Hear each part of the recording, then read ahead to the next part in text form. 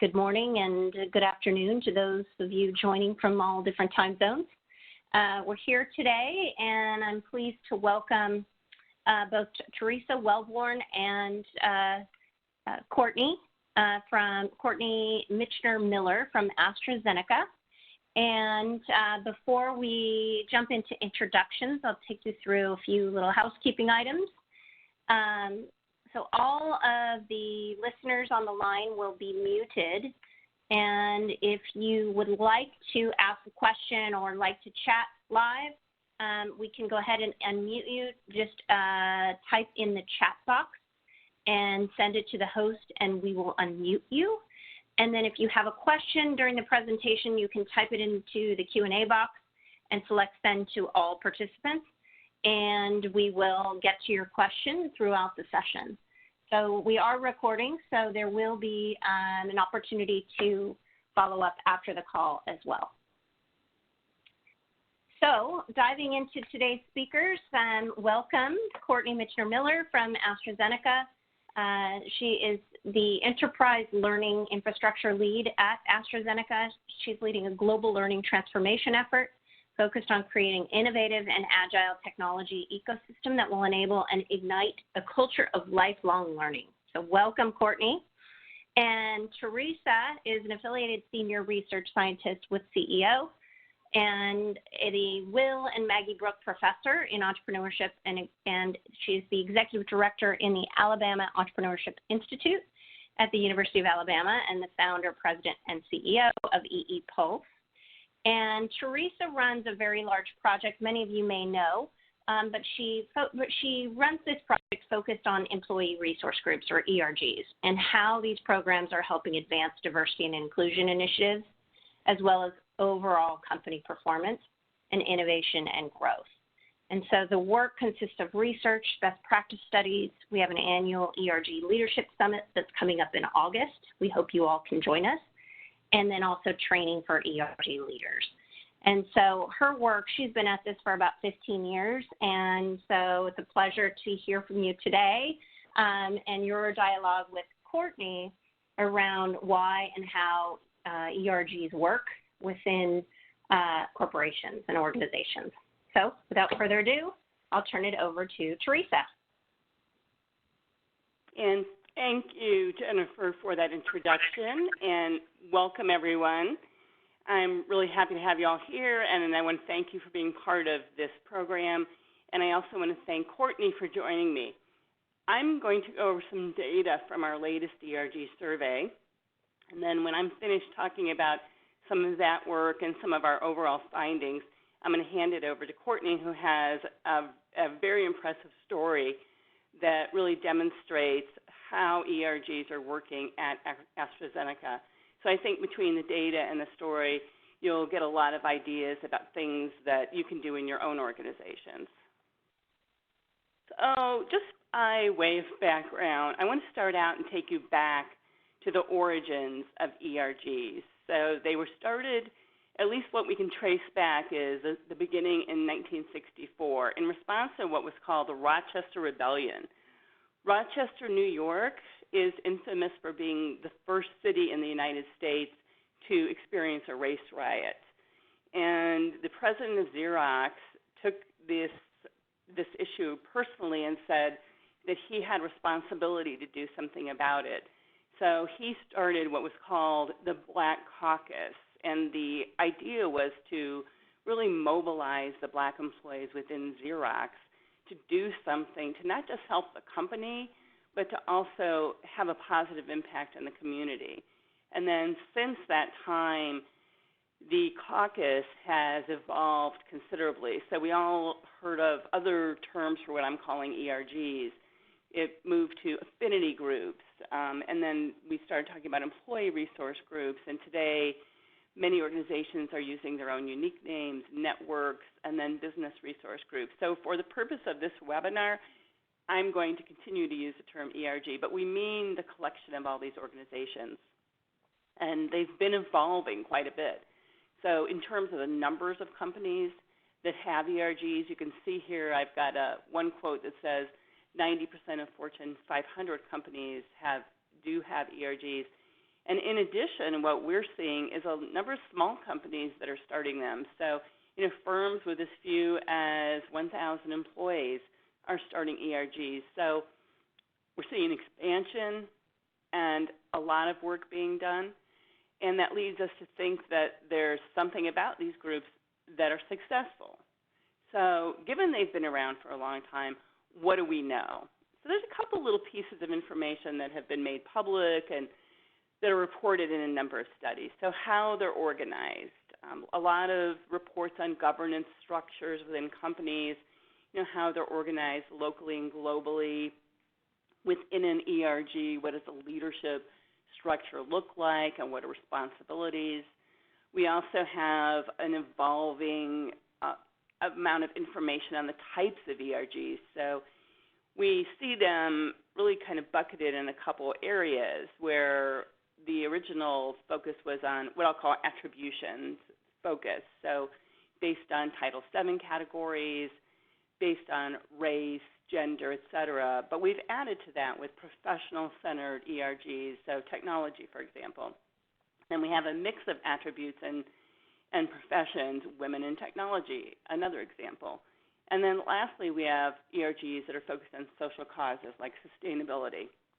And we see every year we get new ERGs. I just learned of one on innovation, one on palliative care.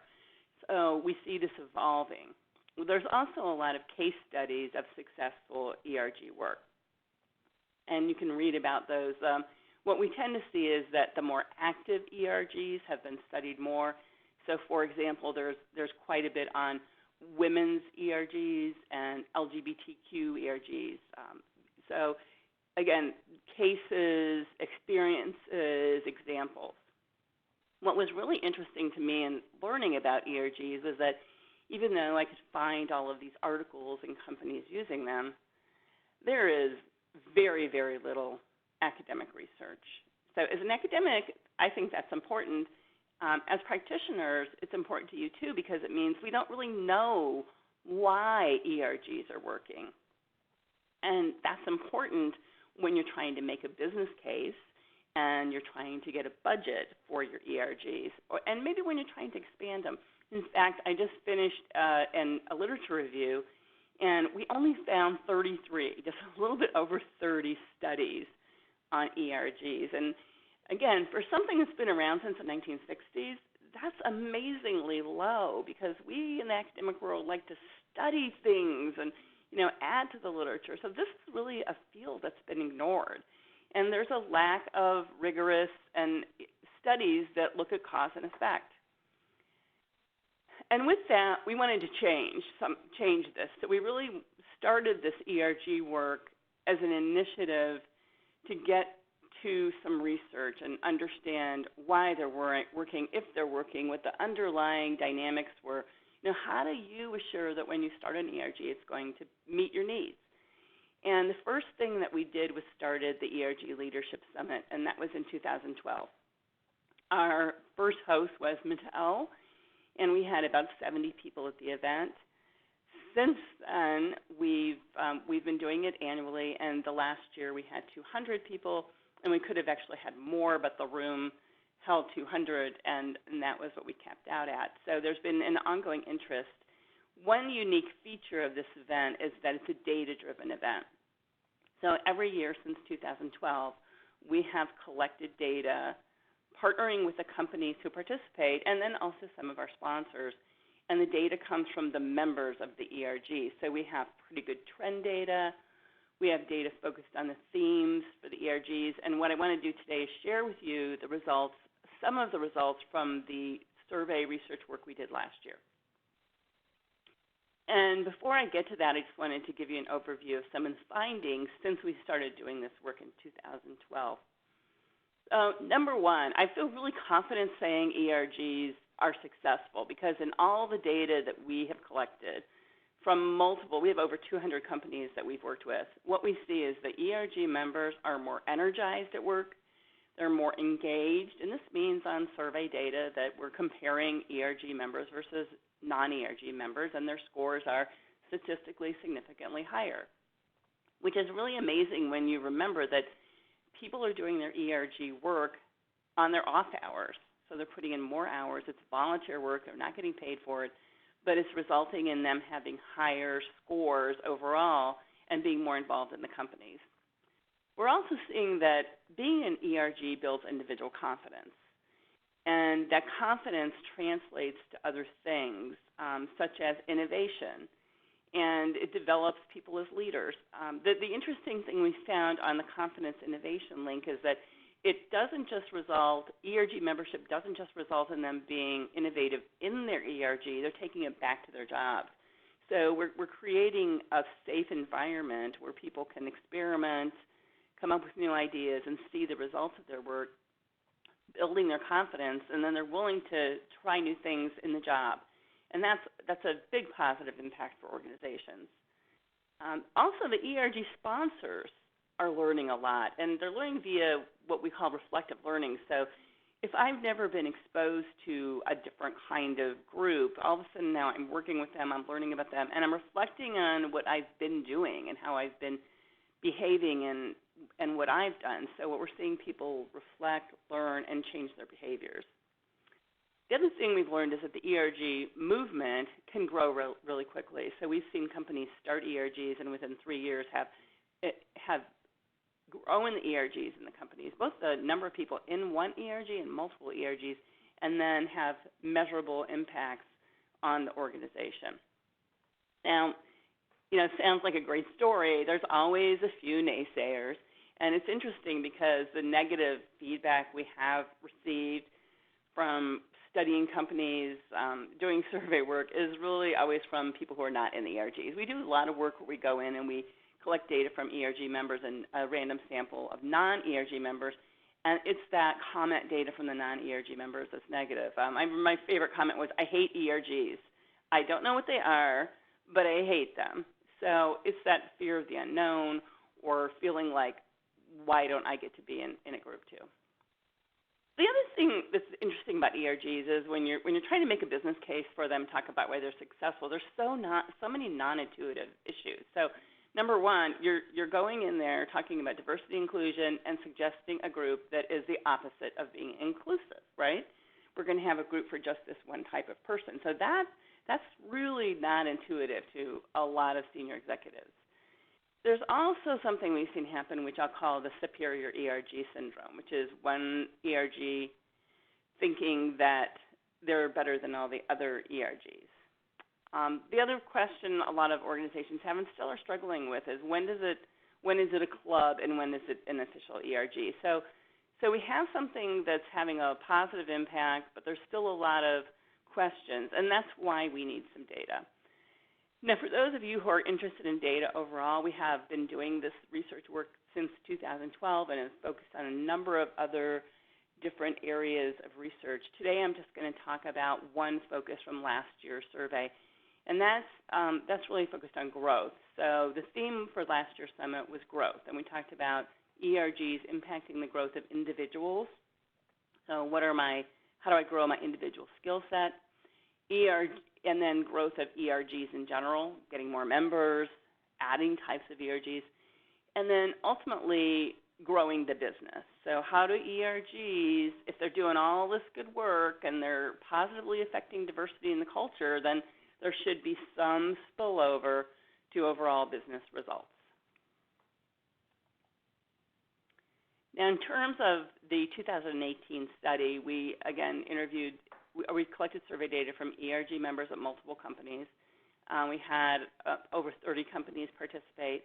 We collected data from ERG leaders and non-leaders, and you'll see the data categorized in those two categories. We also have trend data and data on the theme, which I mentioned earlier. And we had about 1,400 people in the study and the results I'm going to share with you today. So the first bucket are questions focused on personal growth. And as you can see here, we have the data organized. This is the percent here is the percent positive. So the number of people who answered a 4 or 5 on a 1 to 5 scale. And you can see that the leaders have higher scores than the non-leaders. This chart is organized from high to low based on the leader scores. I'll give you a minute to just take a look at that.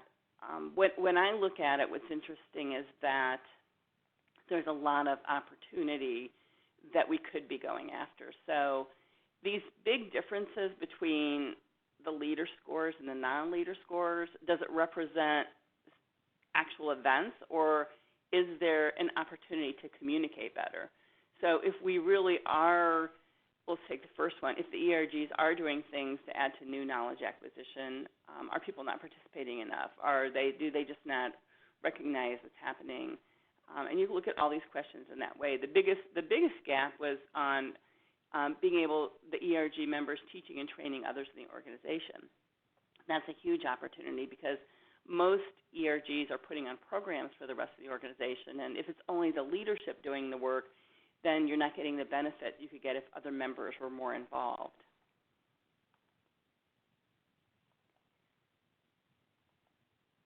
So the next bucket of questions focused on the impact on ERG growth. And as you can see here, we have the same gap between leaders and non-leaders. And again, these are things that are items that should be visible. So my sense is that we're seeing a lack of communication or lack of visibility in what's happening. And that's one thing that we see in organizations not just associated with ERGs. I do some work and teach something called data-driven storytelling, and one of the things we see is that organizations can do great work and have awesome stories about their successes, but they don't write it down and they don't pass it on to anyone. So when the person in charge of it leaves, so does the story, and that might be part of what's happening with some of our ERGs. We're not really documenting and passing on the work that we're doing, so members aren't seeing the results. The next bucket of questions focused on organizational growth, so the impact that ERGs are having on organizational growth. And if you look at this, the first two items, employee engagement and then the climate for D&I, those are the highest, and there's not as big a gap between the members and the leaders. And I'm just wondering if that might be because these are things we're measuring and we're sharing with the organization. So most companies today are doing employee engagement surveys. A lot of them are cutting the data and being able to show cuts of ERG members versus not. And maybe the reason people are giving these two higher scores is because they have some data about it, which again brings us back to the opportunity to be able to share more with our members, and then again they'll be able to understand because they'd have some data, they'd have some information, they'd have some stories. Now I have one more chart to show you, and it's part 2 of organizational growth. And I'm going to call this my sad slide. So this is the impact on ERGs on business outcomes, growth in number of employees, growth in profits. Again, if you have a word other than sad, I'd love to know it, but they're really low scores. So is it a visibility problem? Are we not looking at ROI in a way we should? Because if ERG work is indeed positively affecting employee skills, and if it is affecting culture and the diversity and inclusion goals, then shouldn't those lead to the kind of outcomes that are listed here? The interesting thing is there's not quite as much of a gap between the leaders and the non-leaders. They pretty much all agree that they're not seeing the impact.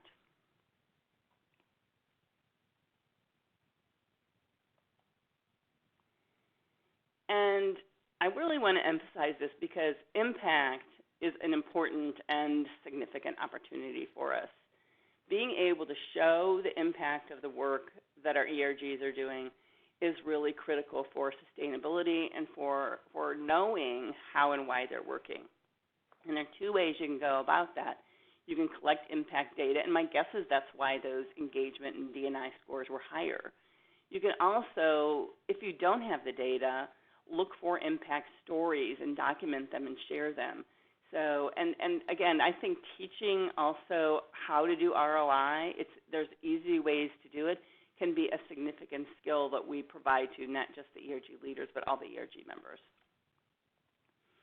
So with all this work, we're developing some hypotheses, and we're currently in the process of setting up new research projects within companies to really do a deeper dive. And the things that we're focusing on are listed here in this chart. So what we're seeing is that when people join an ERG, they're part of a safe group. And safe might not be the right word, but it denotes what I'm trying to communicate, that they feel comfortable.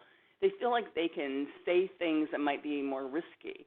And what that does is by being able to have those conversations and have those close relationships, it improves their confidence. Confidence then leads to more participation, not just in the ERG, but outside the ERG, because I'm practicing my skills. I'm getting to know the company culture. I'm doing all this in a safe environment.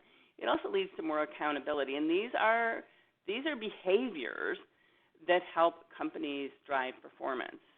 So one of the things we want to be able to show is the link, so the link to business growth from the process that's happening within the ERGs, both as someone joins, through their being acculturated in the ERG, and then how do the overall ERGs impact. So with that, now what you've seen is some data that shows we're doing good work in the ERGs. We haven't quite been able to create an environment where everybody sees the good work. So how do we do this? And how do we make it real? And I think a way to understand that is through a case study. And I'm now going to turn it over to Courtney to tell us her story about what's happened at AstraZeneca and how ERGs have really helped the organization. Oh, thanks so much, Teresa. So hello, everyone. It is my honor to be here, especially to speak about this topic.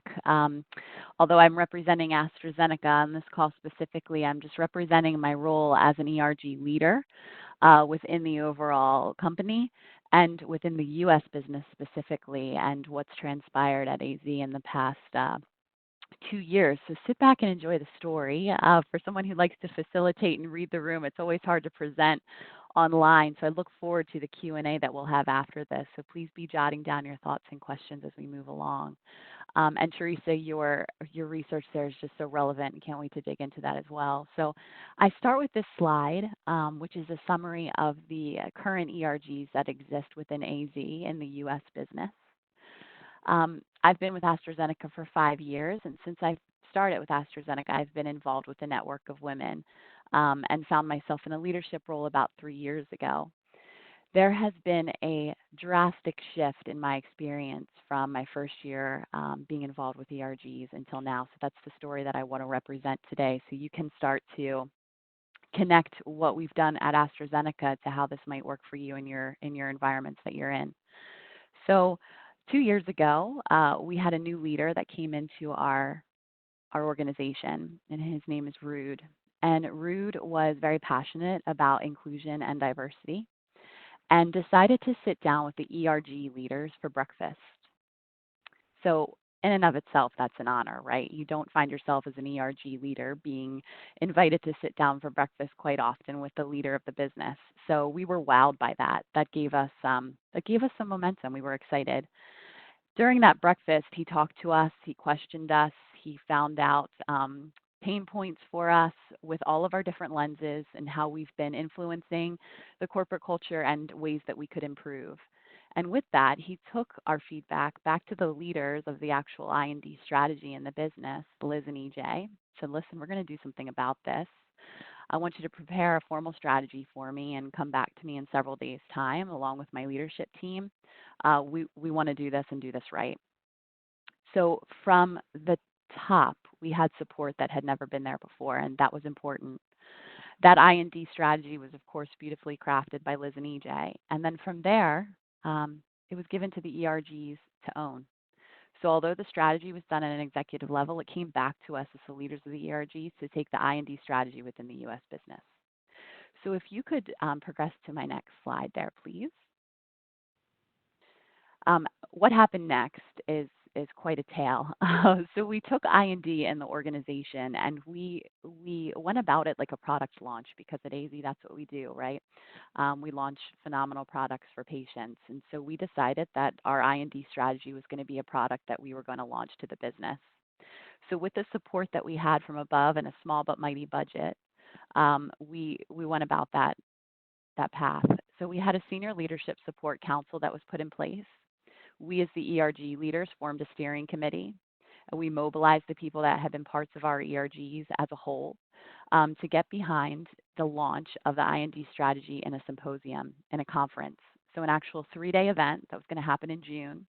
And we were to shape what was going to be done and the experiences that we were going to give our employees at that event. Within that time period between when we started planning and beyond, we started some other development opportunities that felt grassroots because they were, but they were all about inclusion in different ways. So I have written down here, I lead inclusively by, I feel included when. Those are statements that we are able to get anyone in the organization to post on our internal social media platform, Workplace, which is actually a Facebook platform. But it allows us to break down any barriers that we would have between hierarchies in the organization by posting, your voice, your picture, how you feel included when you lead inclusively.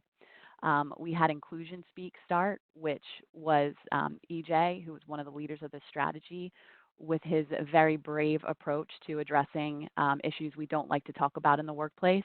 He would bring panels of folks to the front of the room, to Workplace live on video, and talk about things that are hard to talk about at work and demystify some of the biases that we know we all carry. And we included some topics like an internal career fair. So thinking about inclusion of not just, the way we most often carry it, but in our roles and responsibilities in the organization. So thinking about being inclusive with that mindset as well, in addition to making sure that the annual symposium would not just be a one-off thing, that it was going to be something that was annual and this was going to be the kickoff for the overall strategy. So from my position, right, not as a strategy owner at the very top of the organization, but as an ERG leader, these are the things that were instrumental in kicking off the IND strategy for us.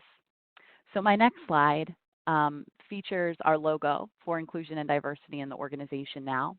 It was the logo we used to kick off the first conference and symposium. We've now had 2 at AstraZeneca. We're just off the heels of one several weeks back. And the impact that this has had, it's hard to summarize in words, which is why this research effort that Teresa is involved with is quite impressive and needed. We now, as a company, are seeing people tell stories that you never would have heard told in your workplace environment. People coming forward and speaking up about things that may not have been acceptable, or that the voices inside of our heads told us weren't acceptable. We all carry the backpack of knowing that we have unconscious bias and trying to head them off at the front. We talk about inclusion and diversity now, not just in the U.S. business, which I think really set the standard with a global partnership, but now across the world. This is now a platform that we all really feel a part of, ERG or not. The way that ERG leaders, run the ship is very non-hierarchical across the board. I think for all of our ERGs, we have leads just by way of, needing to have someone accountable on that steer co. But for example, myself, in the past 3 months being slammed with work, I've been able to lean into the network of women and other people pick up the leadership responsibilities as needed. So that approach has also worked really well within our ERG movements. So my last slide is my attempt to kind of summarize how I think this is progressing in the outside world. So within AstraZeneca, we can get into some really good conversations about that. But from what you can see, if you just do a Google search on AstraZeneca inclusion and diversity, what you're starting to see is that this definitely is a burning platform for us. It's something we're being recognized for, and it's something we highlight to people who want to come and work for the organization.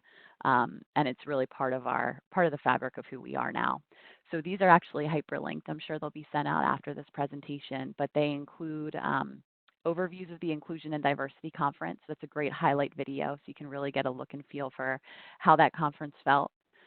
We have our board chairman speaking in the Embrace Difference, so that's actually a global video showing you how that's filtering through the world. Liz, who's the owner of this strategy, is speaking at a STEM conference in Amsterdam in one of these YouTube videos, and you also have the acknowledgement that we've been recognized by the Bloomberg Gender Equality Index this year, so a huge accomplishment for us. So that's a summary. Can't wait to have the dialogue with you. But I'll tell you, when we go to work every day, we have to bring ourselves, right? It's who we are. And when there's any moment of you that feels like you can't do that, you really are holding back. And so opening up this power and unleashing this power in the workplace, in the world for that matter, we've seen the difference that that can make when it happens. So I've been honored to be a part of it at AstraZeneca, and I'm so honored to be here today to tell the story. So with that, I'll close, and I pass back to Teresa here, and then we'll hopefully get into a really good discussion. Right, thanks. And before we start the discussion, and again, please think of your questions, and if you want to start writing them in the question box, that'll work. I wanted to just kind of, before we end, talk a little bit more about impact.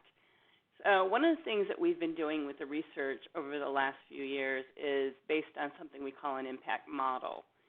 And we've looked at impact on 3 different groups, the individual, the company, and external stakeholders. And then we selected 3 areas, and we selected this from working with the companies that we've been involved with for many years.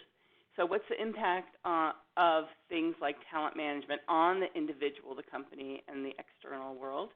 What's the impact of culture, on these things? And then something we call company vitality. So we have questions that we use in the survey that go with each of these core areas.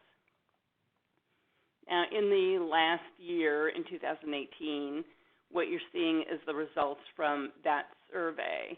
And you're seeing the mean, and it's a 1 to 5 scale, and the change score from the prior year. So the red highlighted bucket, the impact my ERG has on recruitment and selection, that has been the lowest rated item since we started doing this.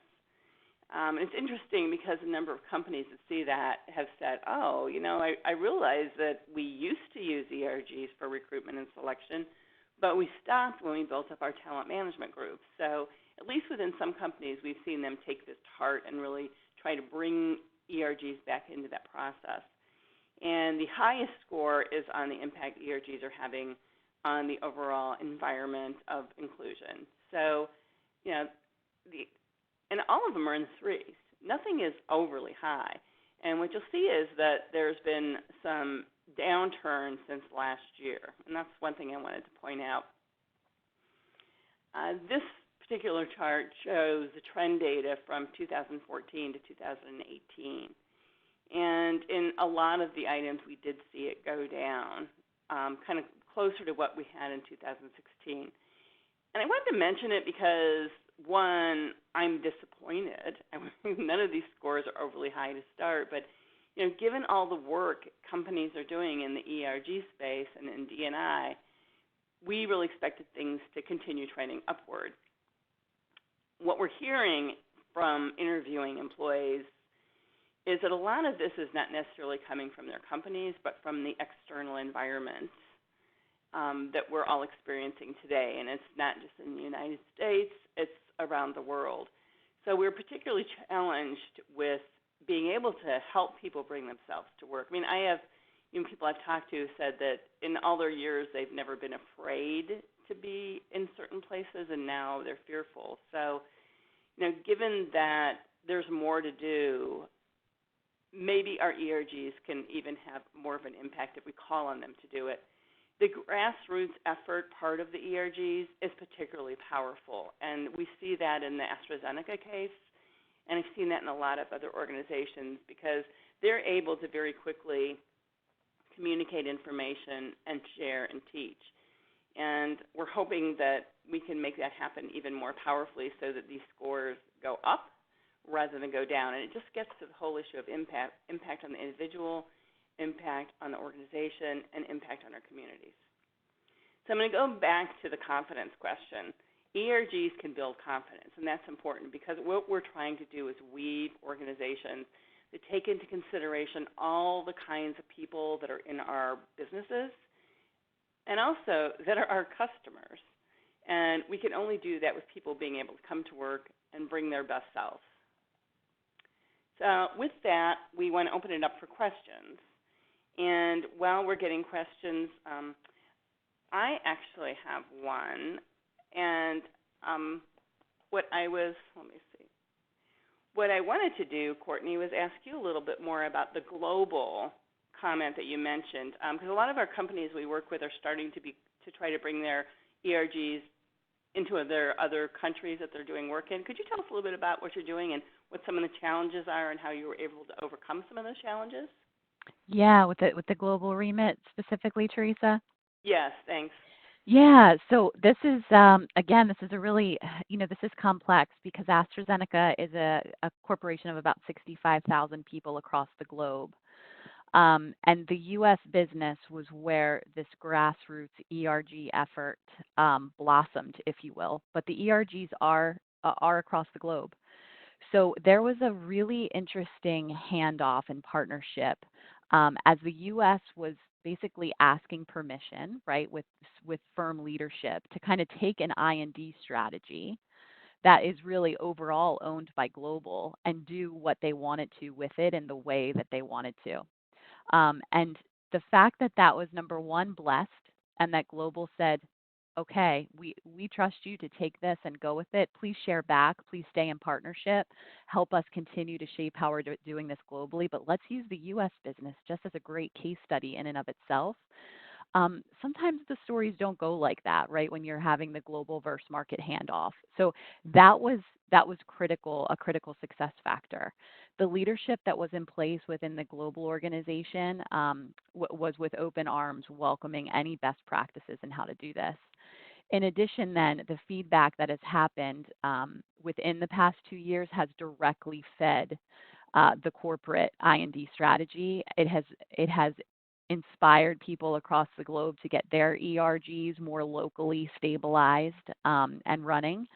And it's even inspired our global organization now to bring on an officer of inclusion and diversity, which we've never had in the organization. So there's an interesting piece of that innovation that you talked about there, Teresa, in your research, where globally the organization had to say, yep, we trust you to go do this, innovate, make it happen. Just please keep us in step, make us a part of this, and help us continue to shape the strategy. Yeah, thanks. That's important. Yeah, it's interesting to watch so many companies going global now, and just there's not as much information available, I think, on how to do that. So that's really helpful. It looks like we have some questions here. So let me see if I can get to them. So one of the first questions was, what are some of the other names for ERGs? And again, some people are still using affinity group, and then network groups, business resource groups, business network groups. We're seeing a lot of different names, and I don't know. And if anybody else has some others they want to contribute, feel free. Courtney, do you have any that you would add to that list? Yeah, I would just want to add a comment in that this has been that's been highly debated. Employee resource groups. We actually are making a shift to move towards business resource groups as we talk about these groups because of the close alignment that we're looking for in business strategy. So to your last, data slide there, Teresa, where you were talking about the overall impact we're making on the business. We've had a direct ask to let's tighten up that story. Let's start to look at this. So as part of what we're doing in our ERGs organizations is we're making business cases of where we want to make impact. So for example, in the Network of Women this year, we wanted to support our patient centricity strategy. We're patients too within our organization. And so what does it mean to be a patient? And so educating the women in our organization about conversations that they need to be having at certain toll gates in their lives about their medical conditions, certain questions they should be asking if they're seeing certain indicators in blood work. So making sure we're well-versed internally. In addition, our growth through innovation strategy is something we're fine-tuning on how to bring that to our Network of Women and our gender partners in the fact that we want to be creative. Do we have the voice to do that? How do we pull that voice out? So we're running a creativity lab, for example, as a networking event sponsored with our local healthcare business group and the Network of Women. So those are the ways that we're looking to get closer to business strategy and make an impact. Yeah, that's thanks for sharing that. Really interesting as you start thinking about the customer and that you are also a customer too. That brings a different insights. So we have another question. Let me see. I'm trying to go through these in the order they're coming in.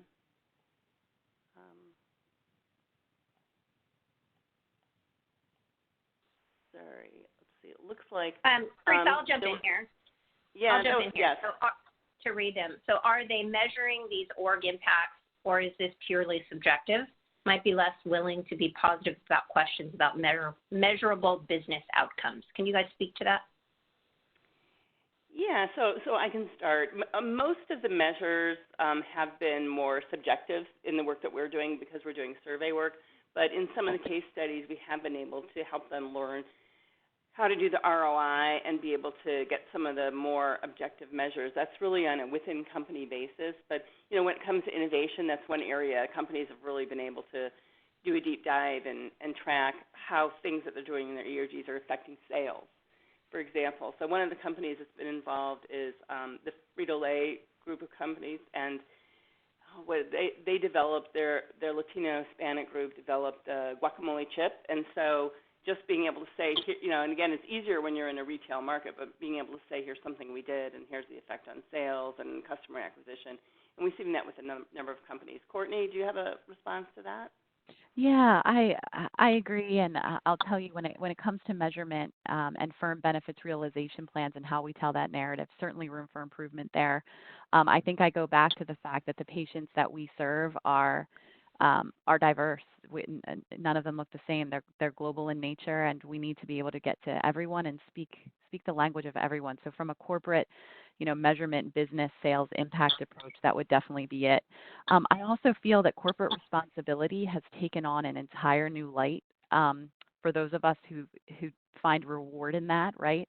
That when you can use your position within a corporation to impact what's happening in our external world, whether it's sustainability, whether it's for women, whatever your platform is. Those of us who are really passionate about that want to make the biggest impact possible. So I think we're going to look for ways to make sure that that's marrying up to how we're standing up and just, how we're perceived from a marketing standpoint for the people that are around us in the world. Yeah, great. And Jennifer, I'll rely on you for the questions if you don't mind. Great, no problem. The next question is from John Ingham. I completely agree we should have ERG communities focused on I&D, but do we really need to look at how they run differently to other communities for other things? I'd imagine most of the research findings would apply to other types of communities too.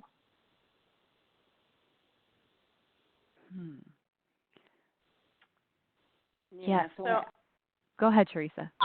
Yeah, so I'm assuming you're talking about ERGs that are focused on something other than diversity and inclusion.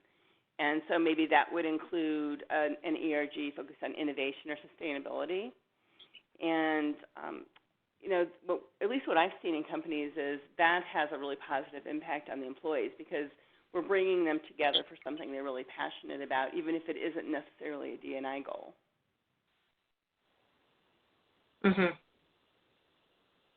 Agreed.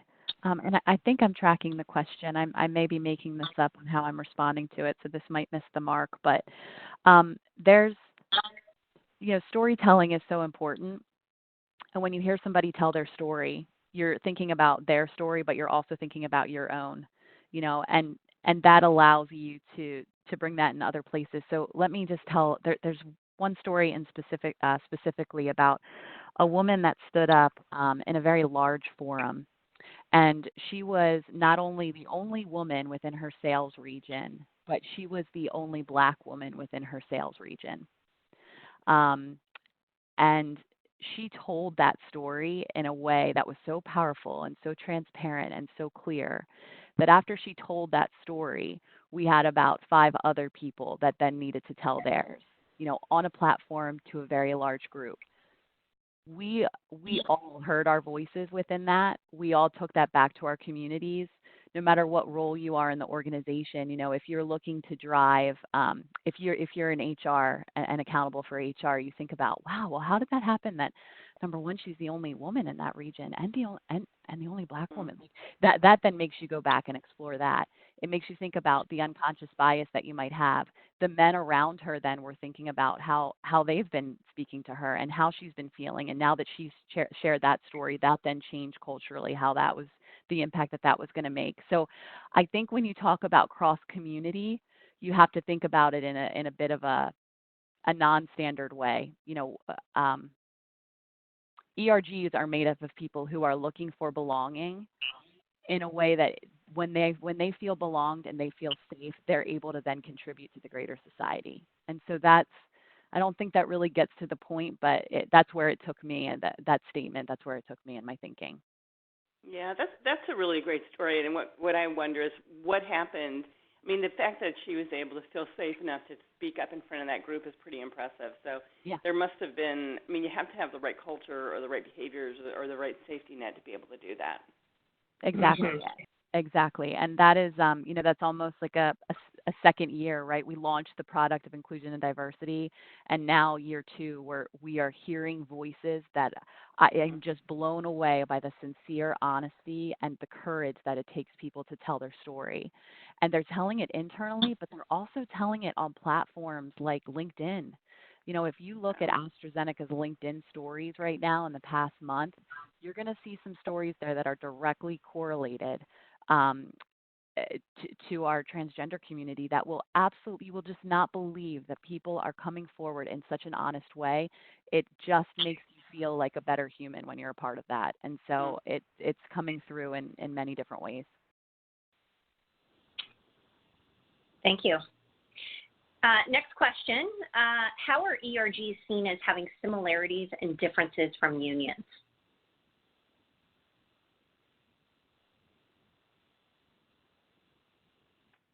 Yeah, Courtney, if you wanted to take that one, or I can take a stab. That's a question a lot of companies have because obviously there's not an attraction to starting something that would look like a union. So I think the structure, the nature of what they do in terms of their tasks all is looked at very carefully to make sure it's not overlapping or not creating an environment that would be considered a union. So they're not really meant to support workers in the same way a union would do at all. And there's a lot of information about that we can send, but I think that's been something most companies have really taken very seriously. Mm-hmm. Yeah, I don't think I have too much to add to that, Teresa. I never thought about that actually, and so that's it's really good for me to just kind of sit and noodle on that for a little bit because, oh gosh, to me it was always being a member of the network of women was always just something that I was extremely passionate about. And so I wanted to share that passion with other people. I wanted to tell my story of, what it means to be a working mom, what it means to have a maternity leave. I wanted to help other people get through that.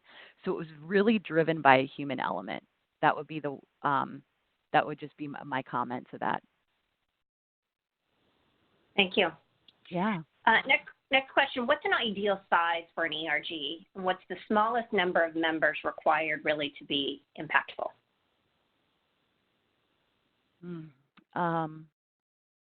Goodness.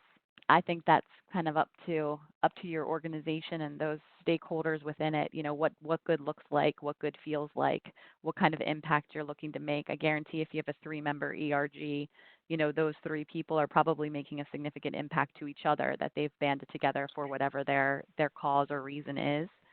I think what the benefits realization looks like for an ERG is up to that ERG to decide. That's the beauty of it. If the corporation has an ask, then they would probably have to put some parameters around that. At AstraZeneca, we've been left very grassroots. It has been up to us. We actually probably have a core group of about 15 women that are extremely active and extremely participatory as far as planning events for the greater good. So that's not a very large number when you think about the U.S. business being about 6,000 folks, right? Now, we also have small pockets of networks that are working together in the field that aren't necessarily located at a headquarters office. So I think you have to leave that up for translation on what success looks like for you. Yeah, and that's what I've seen too. Now, and a lot of it has to do with location. So they don't necessarily limit by size, but they want people to be able to get together physically. So there's something about where people are located. And then also for some of the companies that have had ERGs for a very long time and have expanded, they have chapters within the ERG to help give them a reasonable size to work with. And again, I don't know if it's based on a rule of you can't have more than X as much as it is, let's have a chapter that is geographically located together so they can do things and have events and have more activity. Mm-hmm. Great. Next question, what are some challenges to HR or other company functions when ERGs compete with each other or with company functions? So we haven't experienced that competition. I think the power of what happens when they're mobilized is actually the better story, when they are united in a steering committee. In a way that they're meant to create, be strategic in how they're planning and what they're planning when. If you look at a calendar year and you think about where your ERG is going to be represented and making an impact, and you're working together with your fellow ERG members, that's phenomenal. If there's any challenge there, I think it's in that, when there's a passionate group of people that want to see themselves represented and they don't see themselves represented, HR is the first group to hear about that, right? And so this gives them a forum to talk about it and channel it appropriately to HR. But I think the commentary goes directly to HR in a quicker manner because of our ERGs. Yeah, and where I've seen them compete, or at least have the perception that they're competing, is when resources start to really dry up in a company. And by resources, it's not just money, but it's time. So, limited sponsors, working with people, limited money, and I think it's a situation for companies and groups in general. So when they have to compete for resources, that seems to happen. And then when the organizations do turn around and start having more available for everyone, that it seems like they're more willing to work together. And maybe it's part of the culture when they start. When you look at the business plans for some of the ERGs, some of them are very specific to only their ERG, but when part of that business plan for the ERG is to work together with the other ERGs, that sets tone also. Mm-hmm. Agreed. And on that note, how do your companies allocate budget for your ERGs? Yeah, this is a good one, right? And if there was a source of conflict, this would be it, because people want to know what their budget is before they even have an idea of what they want to do with it. And we've been working to reshape that. So the approach that was taken strategically, again, speaking as just a recipient of that strategy, right, as a leader, is that when you have, first of all, when you're a member of a SteerCo, there's a level of planning where you're able to sit down with the budget holder and be able to say, this is what we're foreseeing is going to happen this year. Can we have budget to do so? And when it fits into the plan, you absolutely know that's coming. When something more grassroots pops up, like, for example, the Growth Through Innovation Creativity Lab that we're having in July, that was an idea that we've just had within the past month and a half or so. And so now we're like, oh boy, do we have budget for it, right? And so we have to make the case that then that is aligned to our Growth Through Innovation strategy, that it will be an internal and external event, bring people into AZ, and with that, we can then go make a case for our budget. So that is how it's working right now currently, a little bit of long-term planning and short-term buffer. Yeah, and I haven't seen any consistency, really, when people talk about budget. And the budgets are from zero to the highest one we've seen so far is $100,000, and I think everybody was in awe of that team. But, and some of them, they all get the same amount of money, and others have to do their business plan, and then they request a budget. And, it's like working in a department. You might or might not get it. So, and I don't know if there's any best practices, because it's, again, everybody's budget and where the money's coming from is different. Yeah, with the exception of the, just again, back to AstraZeneca, with the exception of the annual conference, we try to be so streamlined with spend by using technology, by the fact that we don't want to just be offering events that are pretty typical in one location, that we want to be able to do that virtually. So we really are using technology to do things without too much of a budget, to bring voices to people no matter where they're sitting. So that's been very helpful as well. Great. we have time for a few more questions, and then we'll do a wrap up. But next question is, what kind of infrastructure are ERGs using to manage membership, communications, tracking attendance? Courtney, maybe you can speak to kind of how you've organized your team. Yeah, again, it's leaning back into the fact that we've got Workplace, which we use as our community. So we have a network of women workplace community. That's how we track our membership. Basically, you're engaged in that community. You're a member. We do take memberships, if you will, interest throughout the year. At events like the annual conference, we have a specific table, just like every other ERG, and people will reach out to us, make sure their name's on the list. They want to be included in communications, et cetera. But it's very, because of Workplace, from a community perspective, we've been able to do it without too much administrative burden. And that will pop up for you in your Yammers, Chatter platforms. For us, it's just Workplace. So I'd be keen to see what other organizations are using. That's great. I know that'll be up for discussion, obviously, at the ERG Leadership Summit when we have all our ERG leaders together. There's a lot of good conversations that go on at the summit around kind of the nitty-gritty of managing the ERGs. So next question, do you have any measure for impact of intersectionality, and how do you see it? To my knowledge, we do not at the moment. But I am going to I will go back and do some recon on that with the powers that be. I have a feeling that Teresa's expertise here in research would have us thinking about this a bit differently. It's just a hunch. So I will definitely take that as an action from this call. Yeah, and I agree. I do not have a measure. There might be something out there that I don't know about, but I think that's a really good question, and I will do the same thing so we can huddle and see what we find. Good. Well, one of the things, Jennifer, if you don't mind, is it okay if I add one comment in? And this might be food for thought, but to Teresa's data, where you saw the drop-off this past year in some of your scores and your results, that too is just so disheartening. And you just, you have to think about what's happening kind of externally in our world and political climates. And so I just wonder, how and when we continue on with that discussion and the impact that we can make internally. So maybe that's one for the ERG conference too, Jennifer. Good. Well, we are at 2 minutes remaining, and if we did not get to your question, we will follow up after the call, and a recording of this conversation will go out to each of the participants.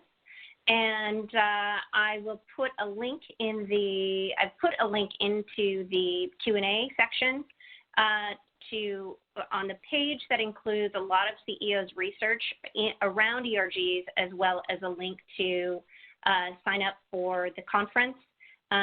We'll do definitely a deeper dive, and the discussions we're having today mirror a lot of the discussions that we'll have at the ERG Leadership Summit. So I hope you can join us. We're going to go a lot deeper into this discussion, and we look forward to seeing you.